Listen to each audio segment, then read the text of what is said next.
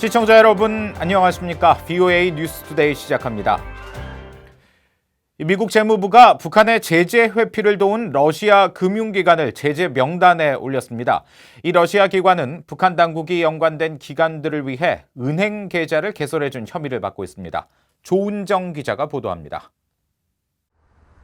미 재무부 해외자산통제실이 19일 제재 대상에 추가한 러시아 기관은 러시안 파이낸셜 소사이어티입니다. 러시안 파이낸셜 소사이어티는 2017년에서 2018년 사이 북한과 연계된 단둥 중성 무역회사를 위해 여러 개의 은행 계좌를 개설해준 혐의를 받고 있습니다. 단둥 중성은 이미 미국과 유엔의 제재 대상인 북한 조선무역은행이 직간접적으로 소유 통제하는 기관이라고 재무부는 지적했습니다. 또 러시아 측으로부터 이런 금융 지원을 받는데 주도적인 역할을 한 인물로 2017년 3월 제재 명단에 오른 조선무역은행의 러시아 대표 한장수를 지목했습니다. 재무부는 지난해 8월 한장수와 금융거래에 관여한 혐의로 러시아 아그로 소유주 상업은행을 제재 명단에 추가했었습니다. 러시안 파이낸셜 소사이어티는 이와 함께 북한산 아연의 판매, 공급, 운송에 관여하며 북한 정권에 수익을 제공하는 조선 아연 공업총회사에도 은행 계좌를 개설해줬습니다. 재무부는 이런 행동이 북한 정권이 핵 프로그램을 위한 재원 창출을 위해 미국과 유엔 제재를 회피하고 국제 금융 시스템에 접근할 수 있도록 하는 것이라고 지적했습니다. 시걸 맨델커 재무부 테러금융정보차관은 이날 성명을 통해 재무부는 러시아 등 북한과의 불법 거래를 촉진하는 개인과 기업에 대해 미국의 기존 제재와 유엔의 제재를 지속적으로 시행하고 있다고 밝혔습니다. 북한의 국제 금융시장 접근을 알선하기 위해 미국 당국을 교묘히 피하려는 이들은 중대한 제재 위험에 노출될 것이라고 경고했습니다. 재무부가 북한과 관련해 독자 제재를 발표한 것은 지난 3월 중국 해운사 3곳을 제재한 이후 처음입니다. 제재 명단에 포함된 개인과 기업의 미국 내 자산은 동결되며 미국인이나 영주권자, 미국 내 사업자 등이 이들과 거래하는 행위는 금지됩니다. VOA 뉴스 조은정입니다. 미국과 한국의 북핵 협상 실무대표가 워싱턴에서 열린 북한 관련 토론회에 나란히 참석했습니다. 스티븐 비건 대북정책특별대표는 북한과 협상이 재개되길 희망한다는 입장을 분명히 했는데요. 다만 민감한 질문에는 두 사람이 서로 다른 반응을 나타내기도 했습니다. 함지하 기자가 취재했습니다. 미국 애틀랜틱 카운슬과 동아시아 재단이 개최한 토론회 기조연설에 나선 스티븐 비건 특별대표는 교착 상황을 타개하기 위한 미북 실무협상 재개의 중요성과 유연한 접근을 강조했습니다.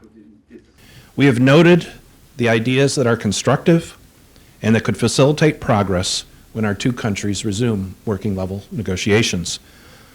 Both sides understand the need for a flexible approach. This is the only way to move forward in diplomacy. 비건 특별대표는 또 실무협상이 재개된다면 미국은 두 정상이 싱가포르에서 약속한 모든 내용들을 논의할 준비가 돼 있을 것이라고 말했습니다. 이어 협상의 문이 활짝 열려 있다는 점을 강조하고 싶다며 비핵화는 북한의 결단으로 충분히 가능하다고 밝혔습니다. We have made clear that the U.S. is looking for meaningful and verifiable steps on denuclearization. And we understand that in the North Korean view, this is possible. 이도훈 한국 외교부 한반도 평화교섭본부장도 북한이 다른 나라와 대화에 나서는 전략적 결정은 국제사회에서 북한의 이미지와 주민들의 생계를 획기적으로 개선할 것이라면서 적극적인 북한의 대화 재개를 촉구했습니다. My government also stands ready to do what needs to be done. In this regard, I urge North Korea to respond to President Moon's outstanding invitation to hold inter-Korean summit, if possible, before President Trump visits Korea next week. 두 사람은 그러나 어떻게 하면 협상의 진전을 이룰 수 있느냐는 사회자의 질문을 놓고 서로 다른 민감한 반응을 보였습니다. And then they need to continue their original discussions about their positions. And Can I bail you out a little bit on this one? Let me also say that Ambassador Lee and I are engaged in an extraordinarily sensitive diplomatic endeavor right now.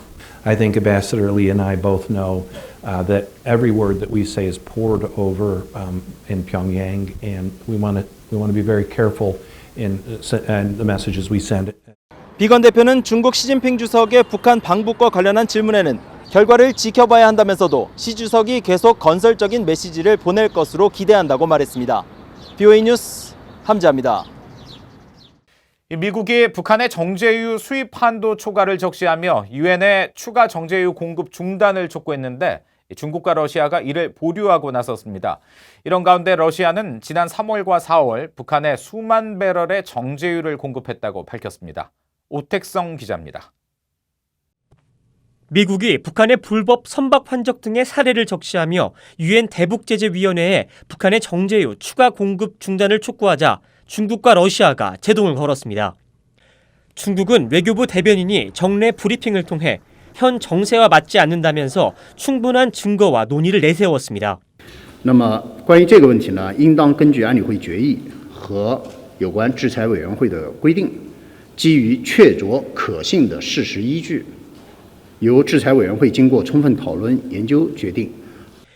유엔 주재 러시아 대사도 미국은 일반적인 정보만 제공했다면서 더 많은 구체적인 사항들이 필요하다고 말했다고 로이터 통신이 보도했습니다. 유엔 주재 미국 대표부는 관련 사안에 대해 묻는 VOA의 질문에 미국 측 요청에 중국과 러시아가 보류를 건 것은 맞다고 밝혔습니다. 유엔 안보리는 지난 2017년 채택한 결의 2397호를 통해 1년 동안 북한에 공급할 수 있는 정제유 상한선을 50만 배럴로 제한했습니다.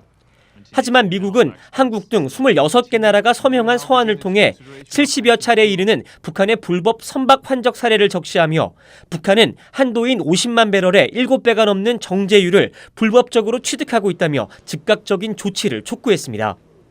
이런 가운데 러시아는 19일 유엔 안보리에 지난 3, 4월 6만 8천여 배럴의 정제유를 북한에 공급했다고 보고했습니다. 중국이 1월부터 4월까지 공급한 정제유 3만 3,135배럴까지 합하면 중러 두 나라가 올해 북한에 공급한 정제유의 공식량은 18만 3천여 배럴입니다. 북한의 연간 취득 한도인 50만 배럴의 36%에 해당됩니다. 미국이 이미 한도를 넘겼다고 주장한 것과는 상당한 차이를 보이고 있어 이를 둘러싼 힘겨루기가 어떻게 진행될지 주목됩니다. VOA 뉴스 오택성입니다. 미국 상원에서 북한 비핵화 검증을 위해 예산 1,000만 달러를 배정하는 내용의 법안이 발의됐습니다. 민주당의 에드워드 마키 의원은 18일 제출한 국방수권법안 수정안에서 방위 핵 비확산 예산을 1,000만 달러 늘려 북한의 단계적 비핵화와 연관된 행동에 대한 포괄적이고 장기적인 감시, 검증 프로그램 개발과 이행 준비에 사용할 수 있도록 한다고 명시했습니다. 또 1,000만 달러의 예산 증가분 상쇄를 위해 국방수권법안에 포함된 핵탄두 변형 프로그램 예산을 1,000만 달러 삭감할 것을 제안했습니다. 마키 의원은 이와 별도로 핵무기를 이용한 선제 타격 금지 조항도 국방수권법안 수정안 형태로 제출했습니다. 켈리 크래프트 유엔 주재 미국 대사 지명자는 미국이 유엔에서 이룬 대표적 성과로 대북 제재 결의를 꼽으며 그 성과를 이어갈 것이라고 밝혔습니다. 크래프트 지명자는 19일 미 상원 외교위원회 인준청문회에 출석해 유엔의 대북 제재는 역사에 남을 만한 제재라고 표현하면서 이같이 밝히고 이를 기반으로 미국의 유엔 활동을 이어나갈 것이라고 강조했습니다. 캐나다 주재 미국 대사인 크래프트 지명자는 니키 헤일리 전 유엔 대사의 후임으로 지난 2월 트럼프 대통령이 지명했습니다. 게리 로크 전 주중 미국 대사는 북한의 핵무기 야심을 막는 데 중국은 중요한 역할을 해야 한다고 밝혔습니다. 로크 전 대사는 시진핑 국가주석의 첫 공식 북한 방문과 관련한 중국의 역할을 묻는 BOA의 질문에 한반도 긴장 해소를 비롯해 핵무기 개발과 확산, 핵과 미사일 실험 문제 등의 해결 과정에 중국이 반드시 참여해야 한다면서 이같이 밝혔습니다. 북한이 북중 접경지대 도시 신의주를 금융과 물류, 정보통신 등 고부가가치 산업을 유치하려는 시도를 하고 있다는 분석이 나왔습니다. 한국의 경남대 극동문제연구소와 독일 프리드리히 나우만 재단 한국사무소 공동주관으로 19일 열린 국제학술토론회에서 테오 클레멘트 킹스 칼리지 런던 연구원은 현재 북한 당국은 신의주를 홍콩과 같은 형태로 개발하려는 비전을 갖고 있지만 중국의 협조가 이루어지지 않아 이 계획이 무산됐다면서 이같이 말했습니다. 또 정은희 한국통일연구원 부연구위원은 최근 북한의 시장이나 상점의 국산품 판매가 증가하고 있고 공장이나 기업소 소재 여부에 따라 지역별 소득 차가 현격하게 나타날 것이라며 중앙과 지역 또 지역과 돈주들의 갈등 양상도 구체화될 가능성이 있다고 전망했습니다. 이상으로 VOA 뉴스투데이 마칩니다. 함께해 주신 여러분 고맙습니다.